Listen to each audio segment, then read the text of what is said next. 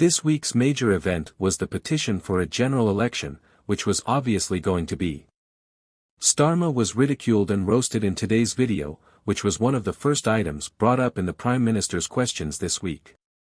We will watch and respond while also reviewing all of the most recent news from across the nation, but first, please hit the like button, subscribe to the channel, and join our rapidly expanding community. Just a quick note to let you know that we have new Stuck Farmer t-shirts in stock. Go get them right away at British.com or click the link in the description. If he doesn't resign and find out until, applause, I'll decide when there are more Mr. Speakers, but in the meantime, I'm the one asking the questions. 2 million people have signed a petition urging him to leave. He is the one who is unaware of how things operate and that growth is not produced by the government. It's business, his employment secretary, and I don't see her here, Mr. Speaker.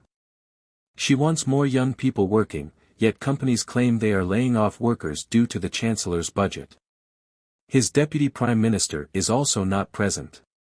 They claim that her employment rights law will prevent companies from employing.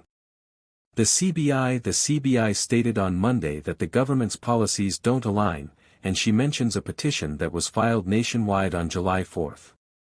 We spent years transforming our party from a protest party to a government party, but now they're moving in the wrong direction. What a bunch of bullshit. Mr. Speaker, let me give him another example of a legitimate business since we have a budget in March of this year and we won't be blocking down Whitehall streets following the date and made life easier for people. Everything he has done has been an attack on people. The budget was an attack on farmers, workers, pensioners, young people, and thousands of charities and businesses nationwide. The system as a whole is broken. Additionally, Mr. Speaker, he is making matters worse by making their constituency be impacted. Since everyone is dissatisfied, isn't it fortunate that the Chancellor is an authority on customer complaints? I believe she has just read the charge sheet against the previous administration, Mr. Speaker. Everything is broken, and they come here every week with nothing but complaints, no fresh ideas, nothing helpful. They live in this fantasy world where everything seems to have been fine for 14 years, and they don't know what they're doing from day to day. The country is tired of these fantasies, so they've let them go. We're going to make the difficult decisions, and they're hopping on every bandwagon that goes by. In other news, pensioners have stated that they will have to decide between heating their homes after concerts and eating hot meals. Rachel Reeves declared that there would be a cap on the winter fuel allowance. According to a recent survey, the effect on older individuals who are at risk is more than half of respondents stated that they would have to cut back on their home heating. AGUC claims that last year, more than 3/4 of pensioners used their winter fuel payments for necessary energy expenses as the government works to limit important help to people receiving pension credit or other means-tested benefits. The benefits, which assisted 77% of the elderly in paying for domestic appliances, hot water, and heating, will cause the number of recipients to drop from 11.4 million to 1.5 million AG. According to UK study, more than 1/3 of senior citizens will experience financial hardship in the absence of the payout. According to a September Kenar survey of over 1,000 individuals aged 66 and over, 1 in 10 pensioners stated they would have to reduce their intake of hot meals in order to make ends meet without the payment. This is especially concerning for those who were receiving other benefits but were no longer eligible for winter fuel payments, as 53% of them stated they would struggle financially, almost a quarter of them. Previously, 24% of retirees used their winter fuel subsidies only for meal preparation.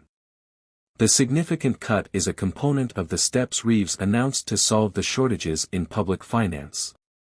Millions of senior citizens in the UK will be impacted by the changes, which warn of tough decisions to come between we attempt to use only 1 hour of heating each day for warmth and basic necessities. An 87-year-old man informed the charity, "I will have to stay in bed longer and only get up to eat." The vast majority of older people spent their winter fuel payment on energy-related costs last year, according to Caroline Abrahams, charity director at Age UK. Fuel prices have increased significantly compared to 5 or 10 years ago, and even older people who expected to be relatively comfortable in retirement have been impacted and forced to tighten their belts. In defense of their stance, a government spokesperson said, "We are committed to supporting pensioners with millions set to see their state pension rise by up to £1,900 this Parliament through our commitment to the triple lock." Additionally, 1 million pensioners will continue to receive the winter fuel payment, and they will see a 152% increase in pension credit claims. The administration emphasized further assistance programs like the cold weather subsidies and the 150 warm home discount.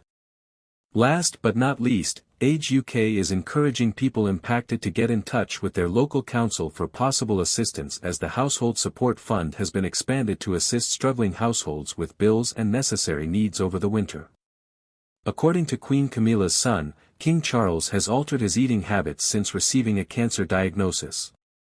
The 76-year-old monarch was given an undisclosed cancer diagnosis in February of this year. Queen Camilla's son, Tom Parker BS, disclosed that the king has reduced his intake of some of his favorite foods in order to prioritize his health. The king, according to Tom, is re-examining what and when he eats in light of his recent experiences. He told Saga, "I'm a known nutritionist, but I know that food is part of a body's medicine. It knows when we're having the right stuff." The food critic also disclosed that Camilla 77 has reduced her intake of red meats like lamb, beef, and pork, which are considered to be a probable cause of cancer by cancer research. He continued, "This is not me being oily, I'm just stating the facts." Tom called King Charles a food hero. Ask him about the number of apple kinds in the high-grade orchard or about artisan British cheeses. He is knowledgeable. The chef and food critic disclosed that while writing his new book Cooking and the Crown, he visited the kitchens at Buckingham Palace and spoke with King's chef Mark Flanagan about the royal family's Christmas dinner. Tom said, "I keep getting asked what royal Christmases are like, but I haven't actually been to one. I've talked to my mother about it, and from what I gather, it's fairly traditional, with a decent-sized Norfolk turkey with all the trimmings, mince pies, and Christmas pudding. I may be with my mother and the king, or I may be preparing the vegetables before having a pint in my local pub," the 49-year-old said, indicating that he is not sure where he would spend Christmas this year.